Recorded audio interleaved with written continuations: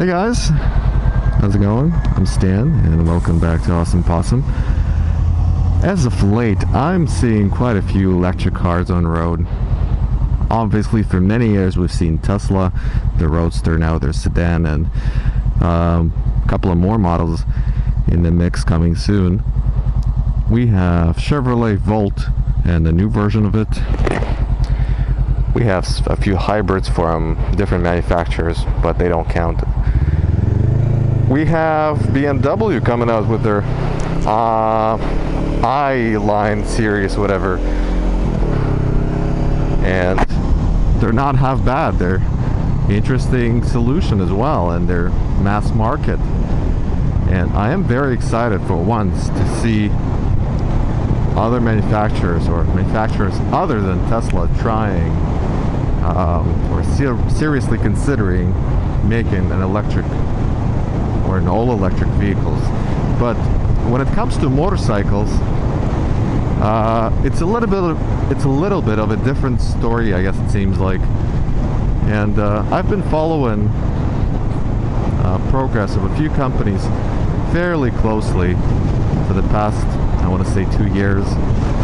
And I'm going to just share my view on where we stand, and I'll give you maybe a few facts about electrical motorcycles and how they compare to gasoline models nowadays, like right now, basically 2014.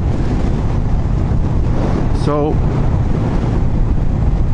as far as I know, there are only 2 manufacturers in the US or even across the globe that are currently actively selling and providing, so you can actually go purchase and ride their motorcycles. There's some other companies that do pre-sales, but I'm going to talk about them just in a little bit. So those 2 manufacturers are Zero and Bramo. And even though the motorcycles they sell, they look different, spec-wise they are not as different, to be honest. Both have, or most of Zero models, the road-going models, have 54 horsepower motors, electric motors, and depending on the battery pack you choose, I believe it's gonna get you to, well, from 100 to 170-ish miles on a charge, and that's the claimed range of the motorcycle. So maybe deduct 30% from that, so I wouldn't expect the motorcycle to go any higher than, I would say, 140 miles or so, realistically. That's the maximum of the most expensive bike that Zero sells. And Zero ranges from 13 to 18 grand. Well, even though it really does sound expensive, it's nothing compared to some other bikes that I'm gonna mention today. So let's talk about Bramo.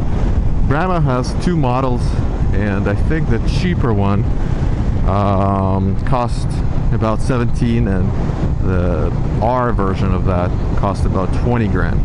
And the range of both of them, if I'm not mistaken, is about 130 miles claimed. So it's right in between the versions of Zero that they sell. And again, you know, realistically probably 100 miles if you're lucky. And it's been tested. It's not just like me saying it. Zeros were tested on the road for quite a few years, I want to say, and also by quite a few reviewers or magazines, and they've received mixed reviews. By that I mean, unfortunately, the range anxiety and the range itself is just not the best, and also sometimes you just don't get the same experience from riding an electric motorcycle. Maybe that has to do with the horsepower. Maybe it's not enough for someone who's used to, you know, liter or super sport. And that's where we are right now. These are the bikes that are currently for sale. You can go and pick them up if you have 17 to 20 grand to spend, or even a bit cheaper, I guess, when it comes to zero. I want to say then 13 to 20 grand to spend. Now, there are currently motorcycles you can pre-order, and I believe they're going to ship fairly soon. And the first one is Mission Motors, I believe the company is called, based in San Diego. They are a small company, I believe only 2 guys, or as far as I've seen in their commercial on their website. Well, maybe a bit more than 2 guys, but anyways, they've created a prototype. I've seen a few YouTube videos with their prototype riding around. It's fairly cool.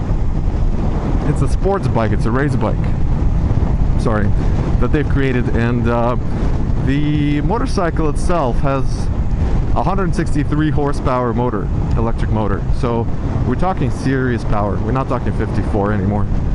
And that motorcycle apparently will get you 170 to 230 miles in range, depending on the model you choose. And the models range from $33,000 to $43,000. So it's not your $13,000 to $20,000 range anymore. So, like, I would say for me, 13 to 20 is already expensive for a motorcycle, but possibly I would consider spending this much. But $33,000 to $43,000 I would probably not want to spend on my own, unless I am a racing rider and my company or my race team buys me this motorcycle to race on, and that's a whole different story. I wouldn't mind that at all. So Mission Motors, 163 horses, and the range is fairly decent. On a high model, it's 230 miles, which is not bad. Again, probably 180, 190 on a good day. Another company is Lightning Motors, I believe they're called. And Lightning Motors is an interesting company. I've heard much of it, but they were participants in Pikes Peak Hill Climb, and their motorcycle won against electric bikes and gasoline bikes. So it was the fastest motorcycle to reach the peak, and I was very surprised. I don't follow that event per se, but I just read a little bit about it. I was fairly impressed, or thoroughly impressed actually. The specs of that bike are very similar to Mission Motors. It's got 168 horses, just a bit more than the Mission, and the range they claim is 150 miles. The price of it pretty much falls in between, so it's 40 grand that their asking price is, so, which is still consistent, I think. So you got a little bit more horsepower with Mission and with Lightning, sorry, and that's why they're twice as much, or that's why they cost twice as much as some of the zero models, because of probably the horsepower number and also the range. Although you can still get fairly decent range in one of the zero bikes apparently, at least looking at the paper. Another company from Italy called Energica,